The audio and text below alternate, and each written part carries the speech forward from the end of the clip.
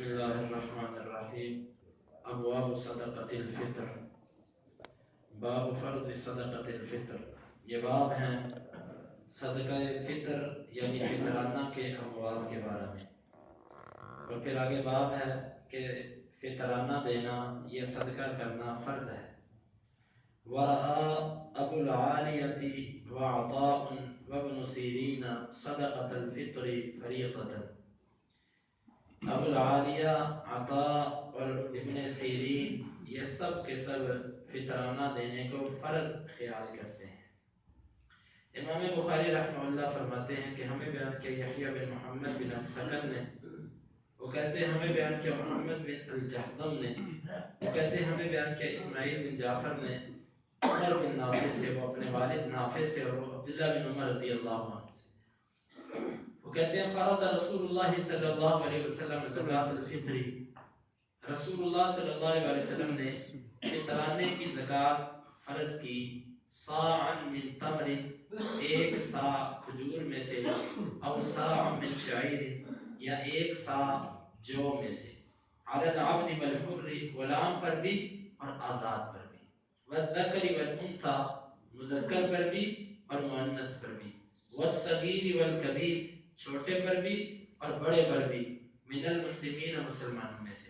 वअमर बिहा अन तुअद्दा क़ब्ल खुरूज अन्नास इला सलाह, और आपने इसका हुक्म दिया कि इसको अदा किया जाए नमाज की तरफ लोगों के निकलने से पहले पहले।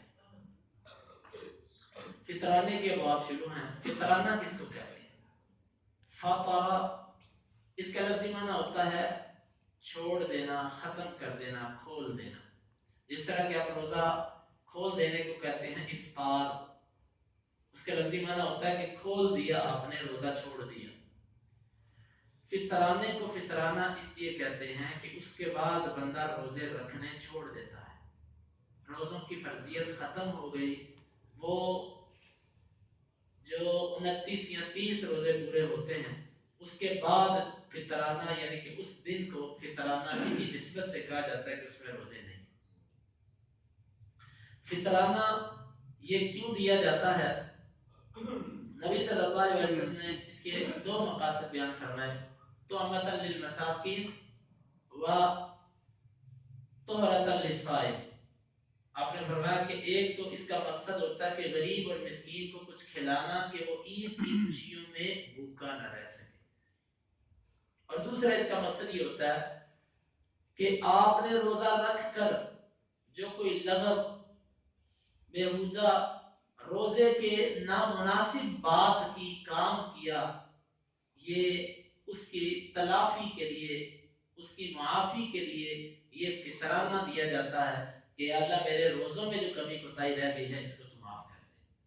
दो मकसद है इसके, मिस्कीन को खिलाना मकसद और दूसरा अपने रोजों को पाक करना मकसद होता है। ये फितराना हदीस की रोशनी में मुहद्दिसीन के यहाँ फर्ज है, बाद लोगों ने इसको वाजिब कहा है, ये उनकी अपनी फिक्र का मसला है, क्योंकि उनके यहाँ वाजिब और फर्ज में फर्क किया जाता है। ये उनकी एक जाती इस्तिलाह है जिसकी तईद ना कुरान से मिलती है, ना हदीस से और ना अइम्मा मुहद्दिसीन से। तो वो कहते हैं नहीं फर्ज नहीं वाजिब है। हदीस और कुरान की रोशनी में फितराना फर्ज है। आपने अभी लफ्ज सुने, फर्ज रसूलुल्लाह सल्लल्लाहु अलैहि वसल्लम ने फर्ज किया है, और मुहद्दिसीन के नजदीक और हदीस की रोशनी में फर्ज और वाजिब में कोई फर्क नहीं। दूसरी बात, फितराना हर मुसलमान पे फर्ज है, हत्ता के गुलाम पे भी फर्ज है। हत्ता के एक फकीर से फकीर इंसान है वो भी फितराना देगा, लेकिन बाद लोगों की फिक्र का मसला ये है कि फितराना सिर्फ साहिबे नसाब पे फर्ज है, यानी जिस बंदे के पास इतनी मालियत है कि जिस पर ज़कात फर्ज होती है सिर्फ वो फितराना देगा। अगर किसी के पास इतनी मालियत नहीं है तो वो फितराना नहीं देगा। ये भी मसला उनका जाती बनाया हुआ मसला है, कुरान और हदीस में ऐसा कुछ नहीं है। कुरान और हदीस की रोशनी में आपने सुना बच्चा भी देगा, गुलाम भी देगा, बड़ा भी देगा, औरत भी देगी, हर कोई देगा। हत्ता कि जो फकीर मांग रहा है वो भी जब पैसे इकट्ठे करेगा तो अपना फितराना आगे किसी और फकीर को देगा। ये चलेगा, ये रुकेगा नहीं सिलसिला। और फितराना तो सभी देंगे, अब किस किस की तरफ से देना है? फितराना दिया जाएगा अपने बच्चों की तरफ से और अपनी बीवी की तरफ से, और वो बच्चे यतीम या कोई जिसकी कफालत आपके जिम्मे है उनकी तरफ से फितराना।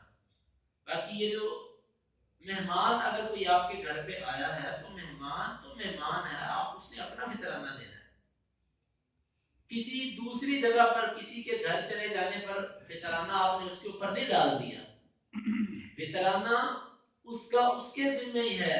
अगर वो बच्चा है तो उसका फितराना उसके वालिदैन के जिम्मे है, अगर कोई बड़ा है तो उसका फितराना उस पर खुद है। वैसे कोई इकरामन मेहमान की मेहमान नवाजी में उसको कहे कि आपका फितराना भी मैं अदा कर देता हूँ तो ये अलग बात है। लेकिन उससे ये बंदा कहे कि तेरे घर पे जो मेहमान है इसका फितराना भी तू अदा कर, फर्ज है तेरे ऊपर, ऐसी कोई बात नहीं है। तो फितराना जिन जिन की कफालत आपके जिम्मे है उनकी तरफ से दिया जाएगा। हत्ता के ईद के नमाज पढ़ने से पहले पहले अगर कोई बच्चा पैदा हो जाता है तो उसकी तरफ से भी फितराना दिया जाएगा, उसका फितराना भी दिया जाएगा। हालांकि उसने रोजे नहीं रखे, लेकिन उसके बावजूद शरीयत का ये हुक्म है कि जो बच्चा भी पैदा होता है ईद से पहले पहले, यानी कि उसमें आपको फितराना उसका भी देना पड़ेगा। अब बाद लोगों की फिका का अजीब कमाल देखें कि जी बीवी का फितराना आप नहीं देंगे। अच्छा भी बीवी के फितराना कौन दे? बस ये बीवी का फितराना खामद पर नहीं है। ये भी ऐसी मुशगाफियां हैं कि जिनके ना सर है ना पाँव। ऐसी बातें सुन के इंसान को हैरत होती है कि ऐसी फिका भी अजीब लोगों की फिका है कि जिनको कुरान और हदीस के मसाइल से भी दूर है। अब साफ और वाज़ेह पता है कि बीवी की सारी कफालत खामद के जिम्मे है, तो बीवी कहां से फितराना दे, कहां से ला कर दे वो? तो बीवी का फितराना भी कुरान और हदीस की रोशनी में खामद के जिम्मे है। अब फितराना किस वक्त दिया जाए? फितराने का वक्त जो है वो ईद की नमाज से पहले पहले। ईद की नमाज से पहले पहले आपने अदा कर दिया तो वो फितराना है। अगर ईद की नमाज पढ़ने के बाद आप फितराना देते हैं, वो आम सदकों में से एक सदका है, उसकी फितराना नहीं शुमार किया जाएगा, आम सदका है वैसे। पहले कब तक दिया जाए? देखें, पहले जब हम असलाफ को देखते हैं और खैरुल कुरून को देखते हैं तो उसमें तो इतना ही मिलता है कि वो फितराने के बारे में यही कहते थे कि ये फितराना ईद वाले दिन फजर की फजर तुलू होने के बाद ईद की नमाज पढ़े जाने तक के दरमियान दरमियान के वक्त में दिया जाए। वो लोग जब ईद की नमाज पढ़ने के लिए निकलते तो अपना फितराना हाथ में लेकर निकलते थे और वो फितराना फिर किसी गरीब फकीर को दे दिया करते थे। लेकिन अब सूरत बिल्कुल बदल चुकी है। किसी को गंदम दोगे वो तो शायद लेने के लिए तैयार ही ना हो, किसी को जिन्स दोगे वो तो शायद पकड़े ही ना। वो ये कहेगा जी मुझे पहले दिन मैंने सूट बनाना है, मैंने ये करना है वो करना है। बहरहाल वल्लाहु आलम बिस्सवाब, 1 से 2 दिन पहले दिए जाने का जिक्र बाद आसार में मिलता है। इतना की हो सकता है 1 से 2 दिन पहले बंदा उसको अदा कर दे। बाकी ये जरूरी नहीं है कि हर किसी के घर के पूरे खर्चे हम फितराने से पूरे करें, और कई जरिए हैं वो वहां से पूरे कर दे। लेकिन फितराना जो है इसके लिए कोशिश यही होनी चाहिए कि ये ईद से या तो ईद पढ़ते जाते वक्त दे, या फिर इतना होना चाहिए कि ईद से 1 आध दिन पहले, ज्यादा से ज्यादा 2 दिन पहले, जिसके आसार मिलते हैं। ज्यादा पहले देना वल्लाहु आलम बिस्सवाब ये कोई ज्यादा एहतियात वाली बात नहीं है। मुहतात एहतियात इसी में है कि बंदा ईद के करीब करीब दे, इसको जितना करीब करे उतना बेहतर है। अब किस चीज की ज़कात दी जाए, फितराना किस चीज का दिया जाए? जिन्स का दिया जाए या रुपए पैसे भी दिए जा सकते हैं?